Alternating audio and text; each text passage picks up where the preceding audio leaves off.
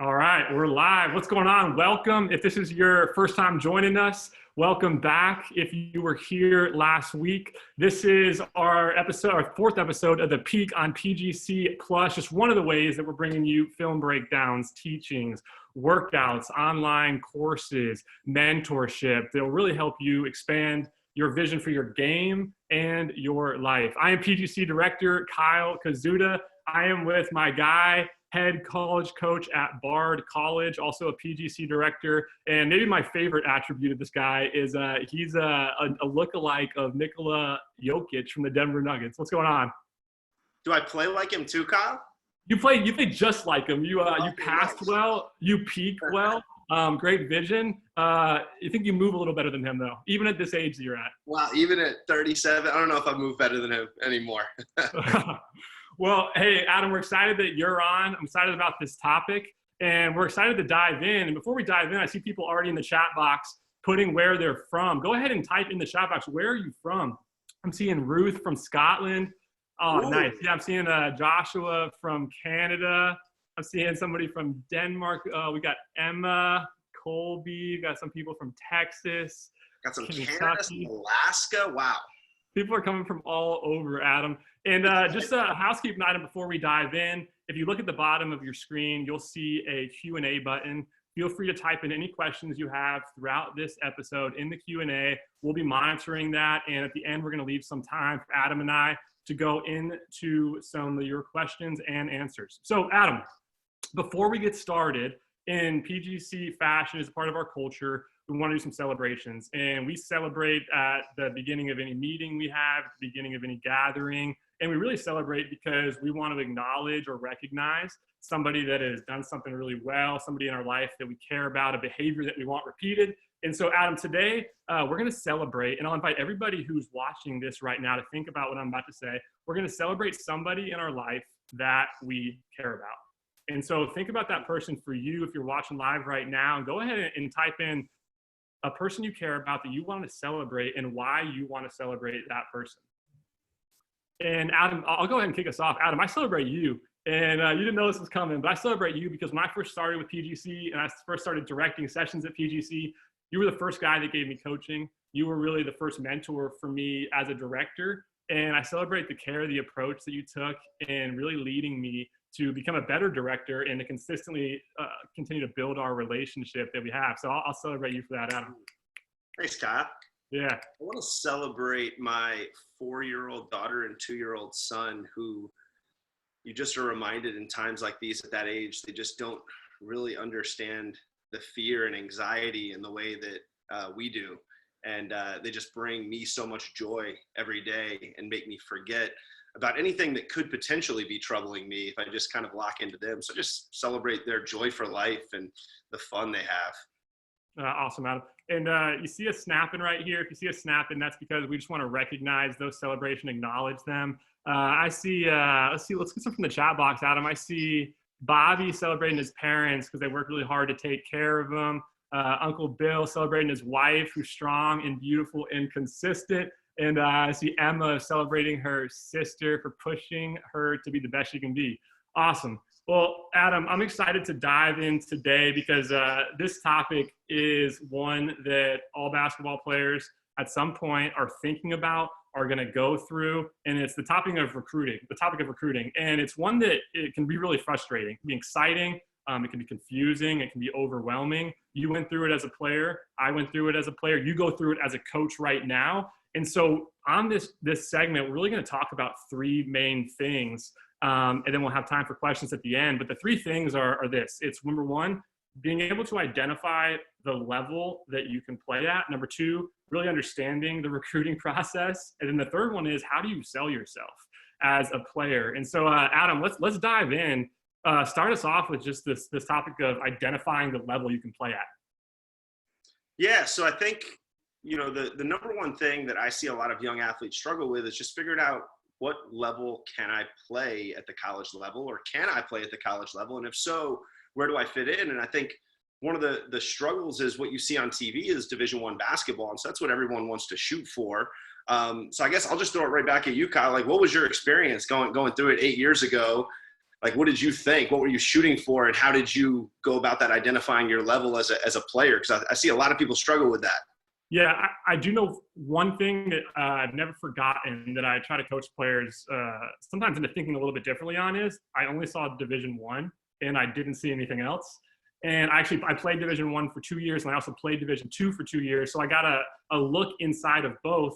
And you actually coached at Division III, so we have all NCAA levels covered here. But I think it was only Division I. I wouldn't look at anybody else. And the thing is I didn't really know what to do with recruiting. I really waited and just hoped that people would reach out to me. And it was hard for me to really understand the level that I really could play at without any mentorship or guidance. Yeah, and I see so many people struggle with that. And so I think the first thing I really want to give everyone is just some ideas as to how to go about figuring out what your level is. I think the first one I had that I was thinking about is you have to find someone in your area who has either played in college. Maybe your high school coach has sent players to play in college. Maybe your AAU coach has. Maybe there's somebody from your high school team who is currently playing in college or used to play in college. You want to find somebody who's played in college and you want to enlist them to give you input. You know, where am I? You know what this whole thing is. Where do I fit? And then I think the second thing is just being real with yourself. If you play in an area of the world or you go play certain AAU events or showcase events, who have you played against? Who else have you played against and what level are they? And so for me, that was when I was in high school. After my junior year, I had no idea what level I was. And then all of a sudden, guys in my league started committing and going to different schools or committing to different schools. So the best player in our league was Randy Foye, who played in the NBA for over 10 years. And he was committed to Villanova. And I was like, well, I'm nowhere close to him, so I know I'm not good enough for Villanova or that level. On my own team, there was a guy who was getting recruited by Patriot League schools and low-level D1s and D2s, and he was better than me. So I was like, so I'm not low D1 or high D2 because I'm not that good. And then there was another guy who had gone on to play D3 basketball who played with us my sophomore year. And I was like, my stats are about where his are, and I'm about at that level. So that's kind of the way I figured it out is who do you know that's playing in college or at a level and compare yourself. What are your stats like and how do you stack up against them at the same age and stage? Well, Adam, okay, what if you don't know anybody or there's nobody in your area? Because I did actually grow up in an area. There was no Division I, Division II. There was no college players there. I ended up being the only one, the first one in 5 or 6 years to actually go on. So I didn't have anybody who had gone through that path before me. What do you say to that?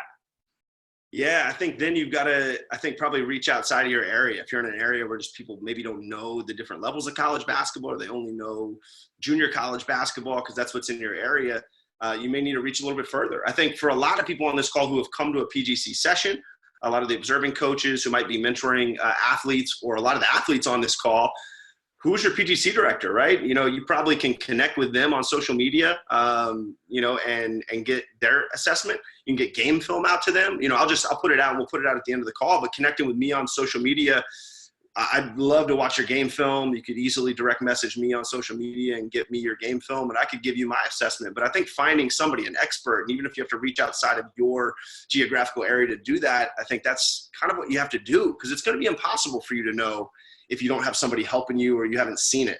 Yeah. Well, Adam, let's actually go off that. So let's talk about the process of recruitment. How do you know as a player if you're actually being recruited or not? Yeah, and that is something I see a lot of players struggle with. So like when I'm about to probably start to reach out to class of 2021 players here pretty soon, right? And so they're in the early stages. They're currently in their junior year, going into their senior year. And right now, all of them have the dream of playing Division I college basketball. Did you dream of playing Division I college basketball, Kyle? Absolutely. What did that dream look like for you? Let me just ask you that. Yeah. I want to play at Duke my entire life. I wanted Coach K to come recruit me, and he didn't. Okay. So that was really it for me. I wanted to play at the highest level, like I think a lot of players on this call do. And just a quick story. I lived in an area that had a really high level junior college in that same area. So I went and got a chance to go play pickup at the college a lot. And nearly every year there was 12 Division I players at that school. And so I got to watch a little bit of how those guys got recruited, and college coaches flowed in and they were on top of those guys, recruiting them hard, sending them emails, calling them on the phone, visiting their houses, which when I heard that and I learned that's actually how it happened for the highest level players, it did give me a realization that it wasn't happening for me at that point. And so I probably was going to have to take a different approach. But would you say if a coach sends you an email or you get a letter from a school, is that considered, yes, I'm being recruited? Or do you say if I'm getting a phone call from a coach, I'm being recruited? How would you articulate that? Yeah, so that's the nuance, right? And I think that's the thing a lot of people don't understand is a lot of people will get, a lot of guys I'm going to reach out to will say, you know, coach, I have some interest from Columbia and Lafayette, and they'll name all these Division I schools. And really what they got was they got a letter in the mail because they, you know, landed on a list because they were at some event. And a lot of times those schools will put every single name on a list because we all of us as colleges, we have camps, and those camps are fundraisers for our program. And so they'll kind of send a blast letter out to thousands of kids. And so I think number one, if you're getting letters, and so this is just a simple rule of thumb. If you're getting calls or texts, you're being recruited by that school, by that program, right? I can only call and text a certain amount of kids. I don't have capacity to call and text that many kids. So I'm only going to call and text the kids that I'm really interested in, that I want to know, hey, we are really pumped about you. If I'm sending a letter, which we do send some letters as well, I can have an office assistant, you know, put together some letters and put your name in it and send it out to you. So that doesn't mean you're actively being recruited by them if they're not also calling and texting. So that's a big distinction that I think can catch people off guard because they just don't know. And if they're, you know, in that letter, if they're inviting you to a camp, that's a totally different ball game. That it means maybe if you go to the camp, you could get seen by them. It's kind of a long shot. But calling and texting, I'm being recruited. A letter means I landed on their list, and you know maybe they're just trying to get me to a camp usually. And then if you're not getting any contact at all, it just means probably you haven't been seen yet. If you're good enough to play at one of these levels, you haven't been seen by the right coaches. So Adam, if you're a 9th grader, 10th grader, 11th grader, and 12th grader, how do you approach everything you just said? How should I be thinking about it from each one of those age groups? Yeah, if I'm a 9th or 10th grader, I think if you're a 9th or 10th grader on this call, great, like awesome. Get the information early, understand how that process is going to work. And then honestly, put it on the back burner. It really doesn't matter. Like, except for maybe the top 100 players in the country who are getting looked at by Duke and Syracuse and UNC, it just doesn't matter. Like no small colleges, even small Division I. Some of my best friends coach at the small D1 level. We're recruiting seniors. We're trying to get in guys for next year. We don't have time to recruit sophomores and freshmen, even juniors. Honestly, a lot of us don't have a ton of time for. So get better, become the player that you're going to need to be, that when you get to your junior, senior year, your game's going to be ready to be showcased in front of college coaches, and you can, you know, climb to the level you want to play at. As a junior, especially toward the end of your junior year now, you need to be thinking about this process, right? How am I going to go about this process over the next year?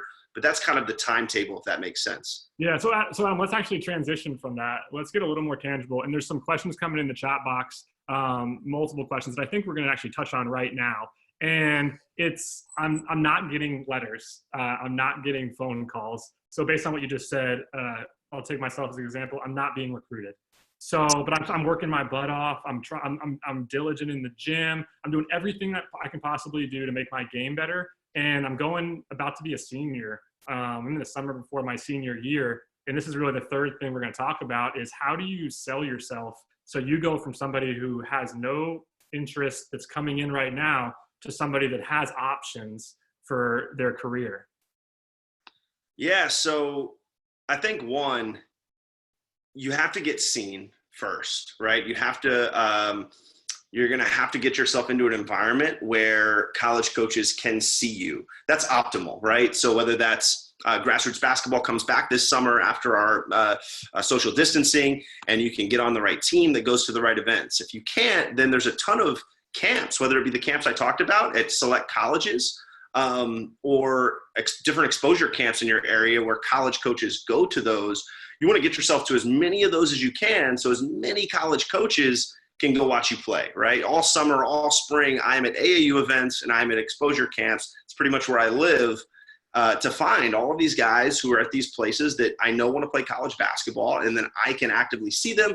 And then once again, if I like them, I'm going to text them or call them. So that's kind of stage one, is you got to get seen. If for whatever reason you can't get seen, you didn't get seen last year and you're a senior, you're going into this year, we don't have AAU, right? These events, don't happen this spring. Then that's where I think, or you went to these events and you didn't get contacted back, right? All this stuff happens. And a lot of times kids are still good enough to play college basketball out of these environments. I think there's a couple steps you have to take. I think step one is you have to create a highlight tape. You have to, it's a must, right? If you're going to contact me in any way, shape or form as a player saying, hey, Coach Turner, I'm interested in Bard, I'm going to say, well, I need to see you play for, 2-3 minutes. And most of us we don't want to watch 30 minutes of your high school game film because we're recruiting so many players at that point. There's no way we could watch 20, 30 minutes of game film for every single person that we're looking at right now.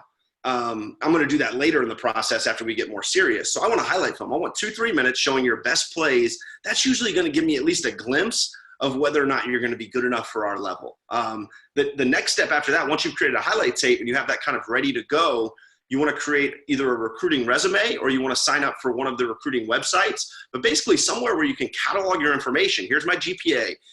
Here are how many APs I've taken. Here's my academic profile. Here's my basketball profile. I scored this many points this year. I shot this percentage. I was all league. I won the coaches award for my team. And that can either be honestly a sheet of paper that is a doc that you can attach to an email, or it can be a website like NCSA or Be Recruited, and you can put the link in this email. But you want to have something that you can send to me that says, here's who I am. Here's how I play, and here's who I am, and here are my grades, and here are my tangibles. And then I think the third thing you need to do now, once you have those two things ready, is you want to create a list of schools that are within your level of play that you're interested in. And I think you have to make this list, especially at first, as widespread as you possibly can. Make it huge. The bigger, the better. Pick some different schools from some different levels and put them on there. But you want them to be schools that, are maybe some stretches, some schools that you feel like, yeah, I can definitely play at that level based on, back to our first conversation, what level am I? And then some schools that are, yeah, I can for sure play at that school, and send a ton of emails out. If you don't have recruitment coming in, you've got to go sell yourself and go get that recruitment. And that's a lot of what I did. And I think, like, from talking with you, Kyle, you did a lot of that, a little bit of that as well. I'd love for you to share something. Yeah. So, because everything you said is actually the exact same thing that I did. I created a highlight tape. I sent emails. Here was the problem. I sent a ton of emails to coaches, but nobody responded. And after being in college and actually sitting in my college coach's office and watching this abundance of emails come through, there's just not enough time, like you said. And here's one thing that I think can help you stand out in this recruiting process is everybody is sending the emails. Good, that's step one. But Adam, correct me if I'm wrong here.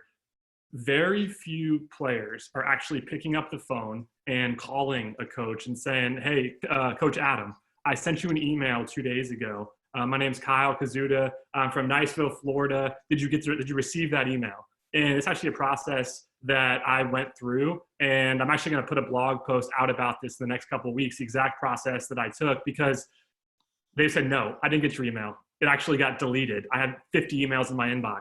But by calling, that will redirect their attention back to you. And now whether you're good enough or not is going to be determined by your skill level and your talent. But that at least gets you in the door to a college coach, and it at least gets the conversation started. Yeah, that would stand out. I get probably less than 10 of those calls a year. And in a world where everything's social media, everything's texting, where I have 140 emails in my inbox today. That's literally how many emails have come through my desk today. It gets missed. It gets deleted. We don't have time certain times a year.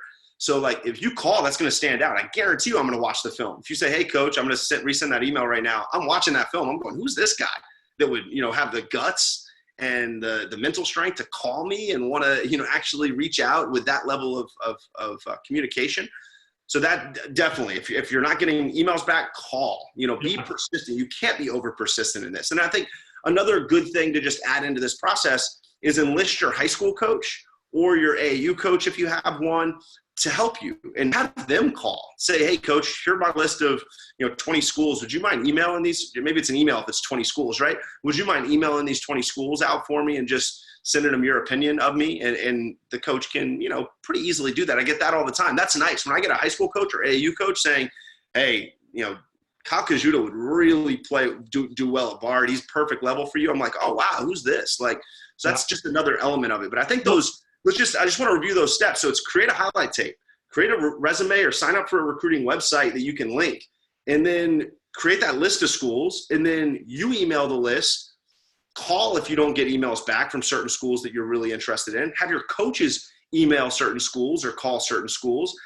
And that is selling yourself, right? And so there really is no excuse. And I think right now, especially right now, over the next couple of weeks where you are inside, right? Everyone should be able to get access. And I think if you're a coach on this call, this is something you can do for your athletes or help them do, or sit down with the ones that you know want to play college basketball and help teach them this process. And then you can help them by reaching out to the schools. But we have a lot of time right now. So there's a lot of time to put together that film, put together that resume. Honestly, do the research. The research is going to take a while, but do the research and make sure you look up what the GPA requirements are, right? If you have a 2.9 and, the GPA requirements of 3.5, that's not a good school. It's going to be a waste of time. So all of this stuff is going to factor in. Yeah. And so like the athletes watching this, there's a lot of time to be doing this right now. And Adam, we just have a few minutes left. Let's go rapid fire. I'm going to throw some questions your way. I might even answer a few myself, and we'll go short answers. Here's the first question. High school versus AAU when it comes to getting recruited. What should we do? Man, quick hitter. For me, if I have to travel 2 hours down to Jersey to go to a high school game to watch 16 players play, and I don't even know if any of them want to come to Bard or are good enough to come to Bard or have the grades, that's a waste of time for me. So I'm not going to go to a lot. And my team is playing in season, right? Our college team's playing. So there's just no way we can get out in high school to find kids that we don't know. We're going to high school games to watch the kids that we've already started recruiting and we want to see again live. Yeah. AAU in summer, because I can make that same 2-hour trip and go watch 2,000 kids, that's going to be a much better use of my time. So in terms of getting recruited, AAU, summer circuit, summer camps are where the bulk of our recruiting is done.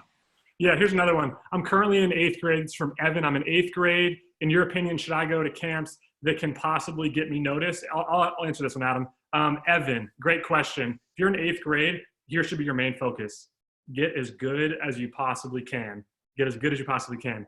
Let's go Joshua. I'm in 7th grade. I need to get better. And when I need to get it, and so that if I get exposure, I'll be ready. What should I do? Joshua, it's the same thing that I was telling Evan. It is focus on developing your game, get around better players than yourself, ask for feedback, ask for advice from coaches, and that's going to be one of the best things that you can do at this stage in your career. Adam. I have a 10-second add-on. I met Kyrie Irving when he was in 7th grade.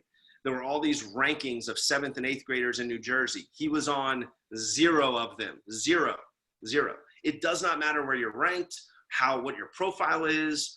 None of that matters in 7th, 8th grade, right? It won't matter until you're a sophomore, junior, senior in high school.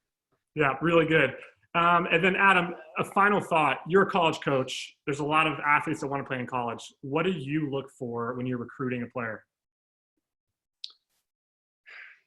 Honestly, talent is first. And I say that because you have to be good enough. You have to be good enough to play at our level for anything else to matter, your coachability, your intangibles. So definitely talent and your game are going to be first. That could be defensive game. That could be, there's a lot of different factors. But what you do on the court, 1, and then who you are, 2, right? And then that's going to be the next piece. Are they the type of person I want in the program? Are they coachable? Are they teachable? Are they the type of teammate, type of leader that we want? So as short as I can do it is those 2. I saw a lot of this question. Maybe I can just hold it for 1 minute. What do I do now that stuff might be canceled? I saw a lot of those questions. And honestly, that would be one of my main concerns right now is what do I do? I think everything we talked about on this call, guys, in terms of selling yourself, that's what you do. It's going to be even more imperative that you have a good highlight film, that you can call coaches right now. That's going to stand out. I got 10 emails from 2021s today. I got no calls from 2021s. If a 2021 called me today, I would have stood out, right? I would have gone, who is that?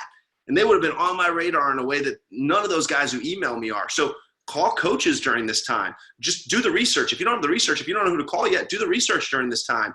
But I think getting a really good highlight film together and being able to send that out is going to be so imperative if stuff's canceled in the next 2-3 months. And if it's not, then getting to the right events this summer is going to be really big.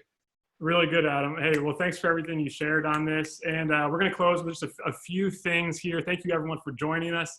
And if you're listening again on the replay, just thank you for being here.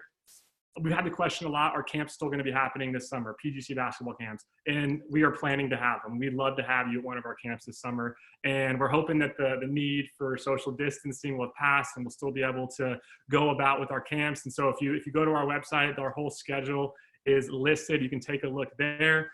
And if you need anything the Peak related, you can go to pgcpeak.com. So you can get replays there. You'll be able to see what the list of our coming speakers will be. And thirdly, we have a YouTube video that we're actually going to post into the chat box right now. And Adam talked about what can you be doing right now. And it's a hard time. Coaches might not be able to see players. Players aren't able to get out and play in their games right now, if there are any games going on. And so we have a YouTube video for you that you can watch that will help you approach how do you get recruited right now? What can you be doing right now to continue to improve yourself? Thank you, everybody, for joining us. Adam, one more thing. Sorry, I put in my information on the right guys. It's at Bard Coach Turner on Twitter. Just feel free to hit me up on there if there were any questions that were unanswered. I'd love to keep the dialogue going on Twitter. My email is turner@bard.edu. Feel free to email me too. Give me a little bit of time to respond, but I'd love to answer any questions that were unanswered today. Yeah, really good. So again, this is the Peak, a part of our new online platform, PGC Plus. We're offering teachings, workouts, film breakdown, mentorship, online courses. Lily Thompson and Tyler Costin will be on tomorrow talking about stress management, same time, 4 Eastern. He's Adam, aka Jokic. I'm Kyle. This is the Peak, and we will see you all tomorrow. See you, Adam.